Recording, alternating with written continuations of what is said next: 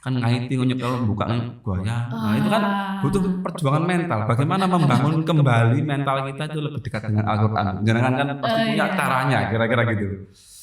Ini sekarang ini ya. Padahal ada kemudahan bagi kita. Ini loh Mas Ferry, HP. Nah ini yang digunakan. Iya. Jadi memang kalau kita pegang HP, memang kemaksiatan memang sejengkal ya, sejengkal di tangan kita. Tapi kebaikan juga bisa kayak gitu. Assalamualaikum warahmatullahi wabarakatuh. Sobat Kemenak semua, berjumpa kembali dengan saya Ferry Mahendra Kurniawan, host dari Warkop Pojok Podcast Kantor Kementerian Agama Kota Mojokerto. Sobat Kemenak sekalian, pada kesempatan ini saya ditemani oleh salah seorang penyuluh agama Islam. Beliau sehari-hari bertugas di KUA Kecamatan Keranggan. Beliau adalah Ibu Risa Rifkotus Sa'diyah, sarjana psikologis. Assalamualaikum Bu Risa. Waalaikumsalam warahmatullahi wabarakatuh. Alhamdulillah sehat-sehat. Mas Ferry? Alhamdulillah juga sehat. Bu Risa ini ngapunten kami ganggu kesibukan jenengan. Jenengan ini kan orang sibuk Bu, jadi banyak kegiatan, banyak agenda yang mungkin harus dikerjakan terkait juga dengan penyuluh dan lain-lain. Bu Risa, ini Sobat Kemenak sekalian ini kan ingin tahu bahwa jenengan ini kan selain juga penyuluh, jenengan ini kan tahfidz. Dan juga alhamdulillah tahun yang lalu insyaallah jenengan mempunyai prestasi yang cukup membanggakan bagi Kota Mojokerto. Lomba tahfidz juara 1 tingkat Jawa Timur. Ini langsung ke tahfidznya dulu Bu. Karena ini sangat menarik. Bagaimana jenengan memanage waktu antara kesibukan sebagai penyuluh dan untuk berlatih atau menjaga hafalan atau apalah itu, kira-kira tipsnya bagaimana Bu? Bisa diceritakan Bu. Ini kan menarik ini, monggo-monggo.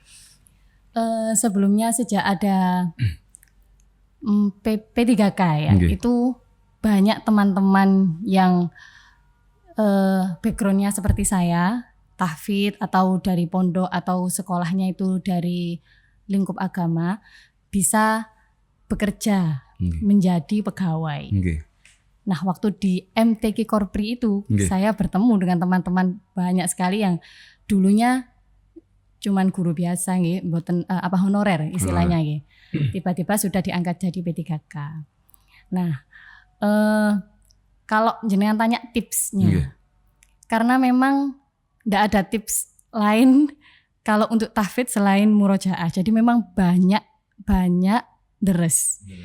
Kalau dulu sebelum kita sibuk, pasti waktu deresnya sudah banyak sekali nggih. Satu hari bisa dapat berapa juz gitu. Nah kalau sekarang, kalau sudah jadi pegawai, mohon maaf nih, kita harus datang 7:30, pulangnya jam 4, belum semua nanti kalau ada kegiatan di sela-sela, berarti kita harus bisa memanfaatkan waktu dengan baik. Entah kalau saya ini mohon maaf nih, saya sendiri. Misalnya, kalau hal yang kecil, ngantri beli bensin apa? Ngantri ATM? Iya. Enggak sekarang pakai M-Banking ya. M-Banking, oke, siap, lanjut Bu. Sedikit-sedikit gitu, misalnya mau ke toko antri apa, kalau nganggur kita bisa murojaah. Lalu kan alhamdulillah saya sekarang masih ngajar ini. Nah itu ketika ngajar itu dimaksimalkan. Jangan sampai kita itu, karena itu yang paling utama menurut saya, karena saya sebagai penghafal Al-Quran jadi nggak boleh lah karena capek bekerja terus nggak ngajar. Kita nggak ngajar anak-anak, nggak ngaji, itu kayaknya nggak boleh. Jadi sebisa mungkin di waktu-waktu yang terbatas tadi dimaksimalkan. Ya memang banyaknya murojaah, saya sendiri merasakan nggak seperti yang kemarin-kemarin. Agak berkurang mungkin. Agak berkurang, Jadi kalau libur lah, misalnya Sabtu Minggu lah, dimanfaatkan. Kalau ada kegiatan yang khutmul Quran apa, itu dimaksimalkan saja. Jadi bisa memanfaatkan waktu dengan baik. Terus kalau nganggur, pokoknya ada nganggur dikit lah, ayolah murojaah. Gitu ya. Bu. Jenengan kan penyuluh juga terkait bagaimana sih kita memperkenalkan Al-Quran kepada masyarakat. Bagaimana kemudian mengajak masyarakat untuk lebih mencintai Al-Quran. Itu kan salah satu juga harapan penyuluh. Ini jenengan dalam bidang penyuluh ini untuk hal tersebut apa saja Bu yang mungkin sudah dilakukan? Mungkin ke TPQ atau apa atau barangkali bisa diceritakan Bu. Kalau misalnya memotivasi masyarakat ini, saya selalu bilang ke masyarakat atau ke murid-murid saya bahwa ibadah yang paling utama, saya selalu bilang gitu, setelah sholat itu membaca Al-Quran. Jadi kalau jadi orang Islam terus gak bisa membaca Al-Quran itu kayak gimana gitu loh. Saya selalu bilang seperti itu. Kalau sampean kepingin berbicara pada Allah kan kita berdoa. Tapi kalau pengen tahu gimana Allah berbicara pada kita, ya kita baca Al-Quran. Saya selalu bilang gitu. Jadi itu ibadah paling utama. Tidak perlu menghafalkan. Maksudnya menghafalkan tuh bukan wajib. Tapi kalau membaca Al-Quran itu yang harus utama. Itu harus dimulai sejak dini sekali. Jadi kalau untuk yang misalnya di lapisan masyarakat yang masih anak-anak, ya kita memberikannya materi belajar Al-Qur'annya pasti dengan cara yang menyenangkan. Jadi kalau di TPQ misalnya mohon maaf saya soalnya ndak full di TPQ. Saya kan ngajarnya sudah anak MTS Aliyah, agak besar ya Bu? Iya, tapi kan kalau setidaknya kan anak-anak saya, ya anak saya kan masih kecil-kecil. Ya udah saya mau dia baca Al-Qur'an itu kalau sekarang pastinya masih huruf hijaiyah kalau anak-anak. Itu maunya gimana? Maunya sesuai, kalau maunya sambil main pakai flashcard boleh. Kalau misalnya cuma satu halaman satu baris dua baris terus dia mau berhenti main dulu, nggak apa-apa kan gitu. Pokoknya jangan sampai dia itu merasa terbeban belajarnya. Itu untuk yang anak-anak. Nanti semakin besar pasti disesuaikan. Nah, untuk yang mau menghafal ini ya, saya selalu bilang berulang kali. Pokoknya sampean tuh harus bacanya binadornya itu harus lancar.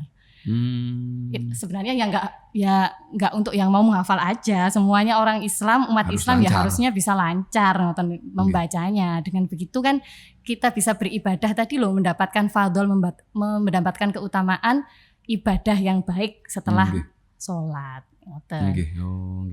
Jadi kalau sekarang ini kan kendalanya orang ngapunten Bu, dengan Al-Qur'an itu kan mungkin dengan sudah tahu jawaban orang-orang karena waktu sibuk. Nah ini kan harus dilawan Bu. Iya. Mulai kerja pegel, terus ada kesibukan. Itu kan sulit, apalagi bagi orang-orang seperti saya yang bacanya aja nggak jelas. Kan ngaiti kalau bukanya goyang. Nah itu kan butuh perjuangan mental. Bagaimana membangun kembali mental kita itu lebih dekat dengan Al-Qur'an Bu. Jangan kan pasti punya caranya kira-kira gitu. Ini sekarang ini ya. Padahal ada kemudahan bagi kita. Ini loh Mas Ferry, HP. Nah ini yang digunakan. Iya. Jadi memang kalau kita pegang HP, memang kemaksiatan memang sejengkal di tangan kita. Tapi kebaikan juga bisa kayak gitu. Coba lihat HP-nya Mas Ferry. Ada aplikasi Al-Qur'an nggak? Ada Bu. Sebenarnya tak iseni Bu. Sebenarnya saya ditanya pasti ada gitu. Iya itu. Jadi kita mau duduk-duduk nunggu pesanan di Pizza Hut, kayaknya buka HP, tapi kita lagi ngeres Al-Qur'an. Nah, dikit-dikit kan ketahuan. Jadi Kak, apa nanti gue Al-Qur'an kan nggak enak kayak gitu ya. Nah, jadi kita bisa memanfaatkan gadget ini kebaikan lah, satu jengkal di depan kita. Itu tipsnya. Jadi kalau misalnya malu kan ngoten ya, itu kan malu membawa Al-Qur'an gitu. Jadi kita bisa pakai di HP. Kalau belajar sekarang itu kalau misalnya kita mau belajar di YouTube banyak banget panduan-panduannya membaca Al-Qur'an dengan benar. Ya boleh aja asalkan itu tadi benar ya. Tapi kalau saya misalnya untuk saya sendiri, kalau untuk awam mungkin kalau misalnya malu atau kesusahan lah, misalnya di daerah pelosok nggak ada kan, kalau HP bisa terjangkau.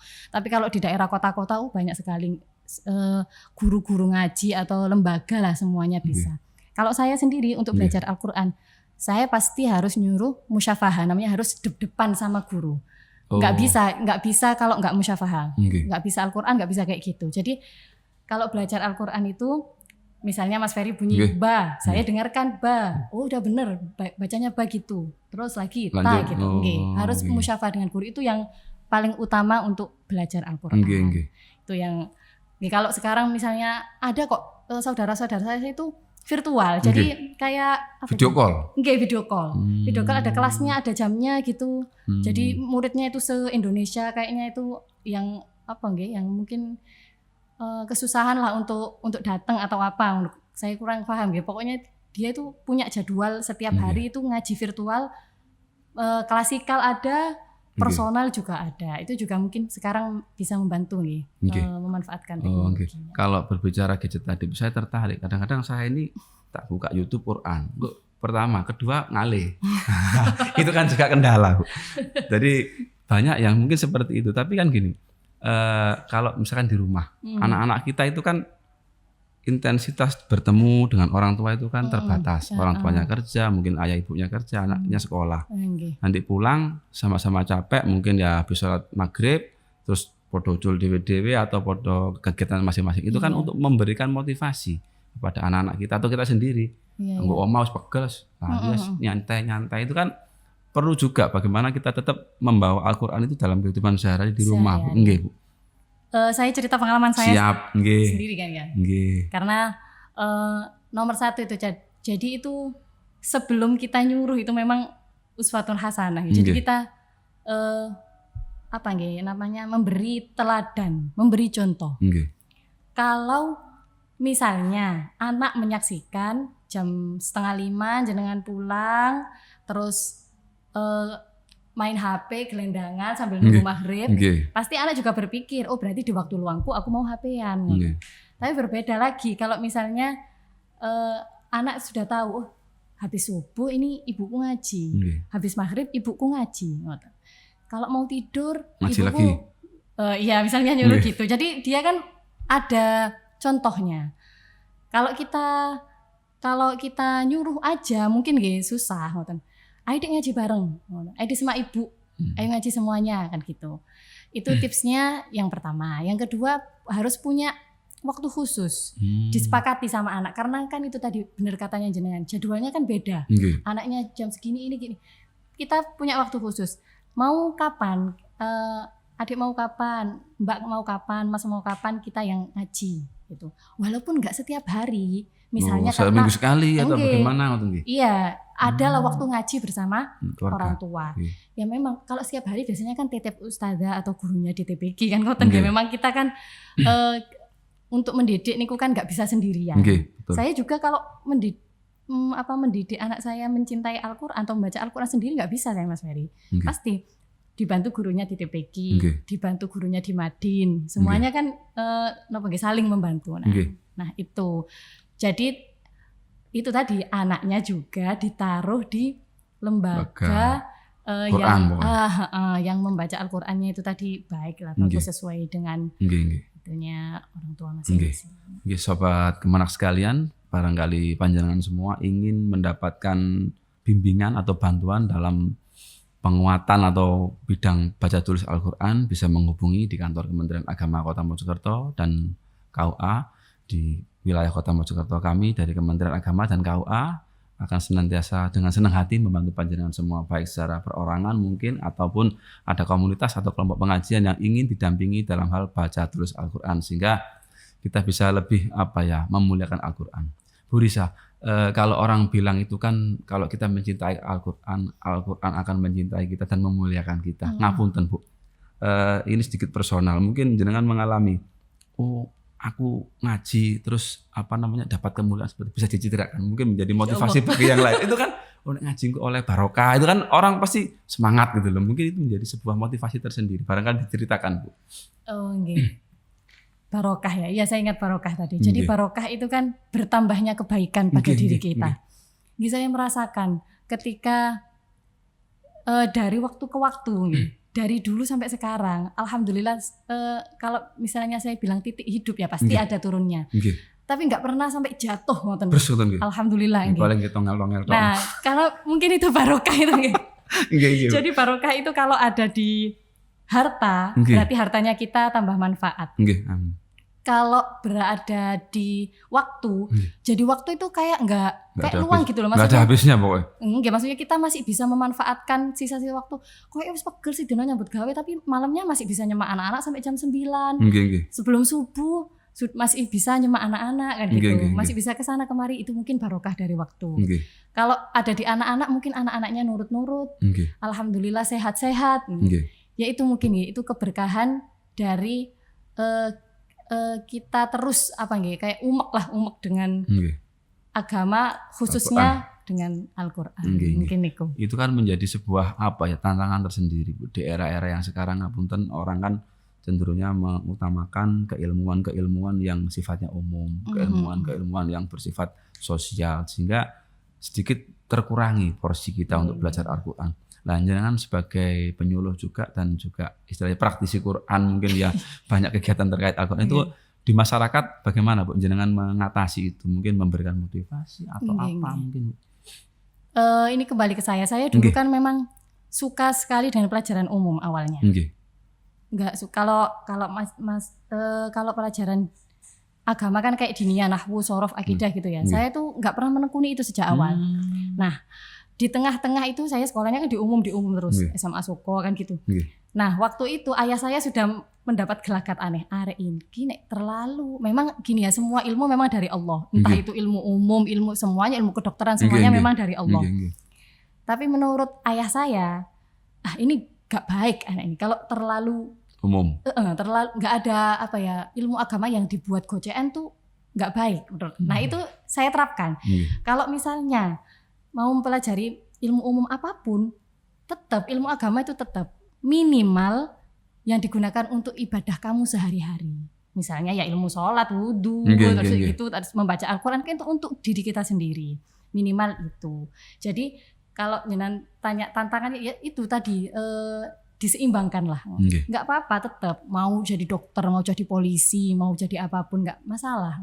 Yang penting ilmu agamanya tadi dapat. Mau ambil yang mana? Misalnya mau ambil yang Al-Quran, Al-Qurannya. Mau yang kan sekarang gini, ilmu Al-Quran kan banyak ya, ada tafsirnya, ada yang membaca, itu semuanya kan ahli. Nah, kalau qiraah berarti dia mengagung-agungkan Al-Qurannya dari cara membacanya. Kalau tahfidz berarti dari menghafalnya. Ada yang dengan tulisan kaligrafi kan semuanya itu mengagung-agungkan Al-Quran, intinya seperti itu. Jadi pokoknya harus menyeimbangkan minimal untuk yang ibadah dia sehari-hari. Bu, jenengan kan sarjana psikologis. Nah, itu otomatis secara psikologis tahu toh orang yang sering baca Al-Quran ini kondisi psikologisnya gimana atau kurang baca itu gimana. Itu yang jenengan rasakan sendiri ketika jenengan nun sewu memuliakan atau mengagung-agungkan itu secara psikologis dampaknya apa, Bu? Ini kan juga mungkin menjadi masukan bagi kita semua. Kan jenengan tahu tuh, ini gejala nih seperti ini gitu. Mungkin itu. Ibadah itu kepercayaan, iman itu kan untuk ketenangan batin kita sendiri. Menurut saya psikologinya, kalau saya meyakini bahwa psikologi Islam itu paling baik untuk saya. Nah, untuk Al-Quran tadi, Allah kan sudah berfirman dalam Al-Quran bahwa wa nunazzilu minal Qur'ani ma huwa syifaun. Ngoten nggih. Jadi Al-Quran itu adalah obat. Nah, kalau orang yang sering membaca Al-Quran bagi saya, memang itu jadi obat lah untuk dirinya. Nah, obat loh nggih. Saya bilang obat, penyembuh. Syifaun itu penyembuh. Kalau obat belum tentu sembuh. Mohon maaf nggih. Kalau syifa itu pasti menyembuhkan. Jadi kan ada penelitian air dibacakan ayat Al-Quran. Itu gelombangnya, partikelnya jadi baik, gitu kan banyak. Jadi apalagi itu air itu loh, apalagi otak kita, tubuh kita, darah kita. Tiap hari pasti sembuh ini. Iya, pasti membawa kesembuhan. Sakit apapun loh, entah sakit mental, sakit apa, psikologis tadi. Kalau saya sendiri seperti itu. Saya sendiri kalau misalnya hari ini lah jatah murojaah belum terpenuhi, pasti tidur nggak nyenyak. Gelisah. Pasti saya gitu. Aku gimana guru ngaji belas rasane. Kayak rasan-rasan tok. Kayak ngoten gitu. Jadi pasti ada dampak baiknya ke tubuh kita, insyaallah ada, karena memang sudah ada dalilnya ya dalam. Nggih. Luar biasa, Bu. Jadi kalau saya ambil kesimpulan bahwa dengan mengagungkan Quran, memuliakan Quran itu banyak sekali dampak positif. Termasuk diantaranya juga dampak secara psikologis memberikan kesembuhan bagi kita gitu loh, secara fisik juga. Terakhir Bu, sebagai motivasi kepada sobat Kemenak sekalian, bagaimana sih jenengan memberikan motivasi untuk senantiasa memuliakan Al-Quran? Baik sobat Kemenak, pesan saya, jadikanlah Al-Quran sebagai pedoman hidup dan jadikanlah membaca Al-Quran menjadi ibadah utama setelah sholat. Jangan ragu untuk mulai belajar Al-Quran. Dari yang sedikit demi sedikit akan membawa manfaat bagi kehidupan kita semua. Oke. Terima kasih Bu Risa atas motivasinya ini luar biasa sekali. Sebenarnya kalau kita berbicara Al-Quran, kita masih banyak hal-hal yang ingin kita tanyakan, mulai dari membacanya, mulai dari kemanfaatannya, dan banyak hal mungkin nanti bisa kita sambung, kita lanjutkan diskusi kita di lain waktu, dan mungkin dengan ada kelonggaran waktu. Demikian Sobat Kemenak sekalian, bincang-bincang kita dengan Bu Risa, salah seorang penyuluh agama Islam yang berprestasi di tingkat Jawa Timur, dan juga beliau adalah penghafal Al-Quran. Semoga kita semua juga diberi kesempatan untuk menjadi penghafal Al-Quran seperti beliaunya. Amin. Amin, amin. Demikian bincang-bincang kita pada kesempatan ini. Saya Ferry Mahendra Kurniawan selaku host dan Ibu Risa. Semoga ada kemanfaatan dalam acara ini. Kami pamit, mohon izin. Assalamualaikum warahmatullahi wabarakatuh.